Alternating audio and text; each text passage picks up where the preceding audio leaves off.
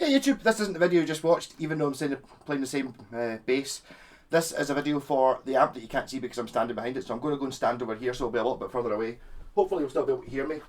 I'll try and talk when I'm not playing through the bass.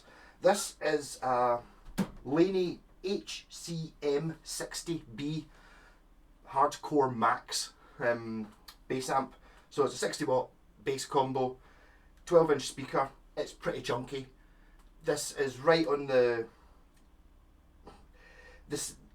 top level of how sensible, how big an amp you want to have in the house, sort of thing. I will turn it up. I don't know how much. It does. It goes easily, even up at half. It's way too loud for being inside any house. You know, 60 watts is giggable for all but the most heavy metal bands. And it's got a DI out on the front anyway, so even if you were trying to gig it and it was really loud, you take a DI out, you stick it into the, give it to the sound engineer, stick it into the PA, and then you basically can just use this as a monitor for yourself. So along the front we have a passive input, an active input, depending on whether you get a passive or an active bass. This is just a p.bass, so it's passive. Again, a compressor button with a wee green light on it. You have to be compressed. Bass, middle and treble, but the middle has two knobs rather than just being one, so it's got a sweep which adjusts where the mid is, and then a gain for it which boosts the mid, or minds or reduces the mid. So you can choose where the mid is with this knob, and then this either boosts or cuts it. A treble, a master volume, two phono inputs for like a CD player or your iPhone or something like that. As I said, the direct out for sticking it into the PA, and a headphone socket, which I've not actually checked, but I'm pretty sure that will mute the speaker, so you can listen to it in headphones and not really annoy anyone. I've never played with headphones, I just play quietly when I don't want to. So this is it at gain at pretty much 0 and volume at 1, so I mean it's...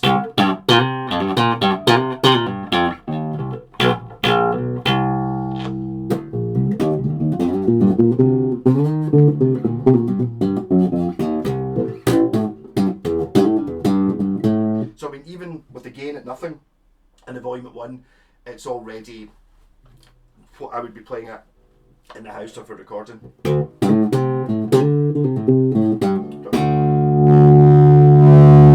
This is now at 2 on the gain and 2.5 on the volume.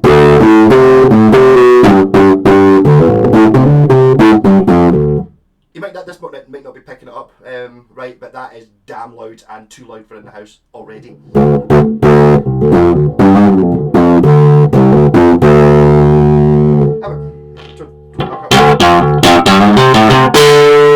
Some treble. Put the compressor on just so I get the weird green light to flash.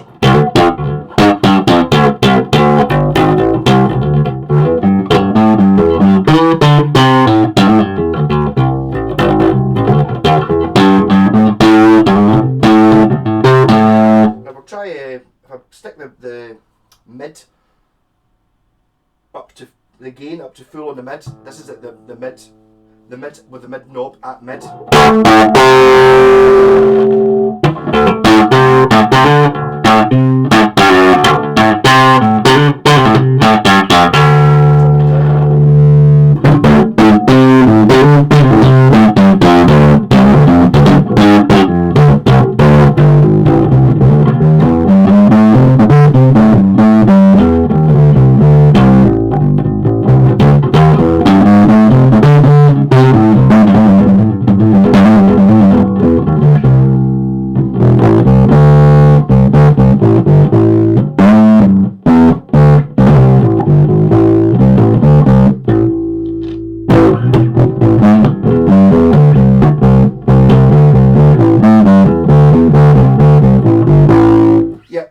My plan to demonstrate it up any louder than that is not happening.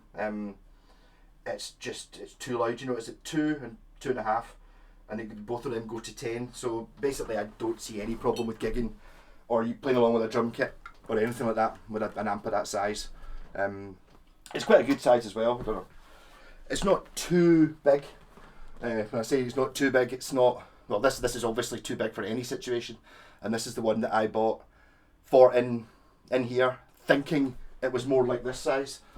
That was me just not really reading the advert properly, because obviously these things kind of look the same.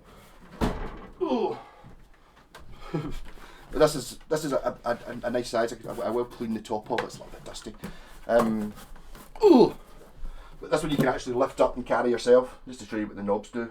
I'll hold it there for a couple of seconds. Decent quality, or good quality amp. Date 1318.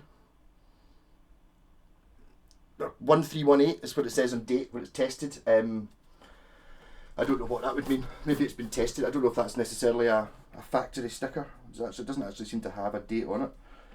Serial number EX1452. Oh, made in Britain. So there you go. Says on the back, made in United Kingdom by BLT Industries. So that's when they're during the night they make BLT sandwiches, and then during the day they make Laney bass amps. So here you go. Oh, monster amp. Basically ideal. If I didn't already have that one, I would be just having this one. This one would have been absolutely perfect. I've gone and painted the band logo on the front of that one, so I can't really sell it or get rid of it or replace it.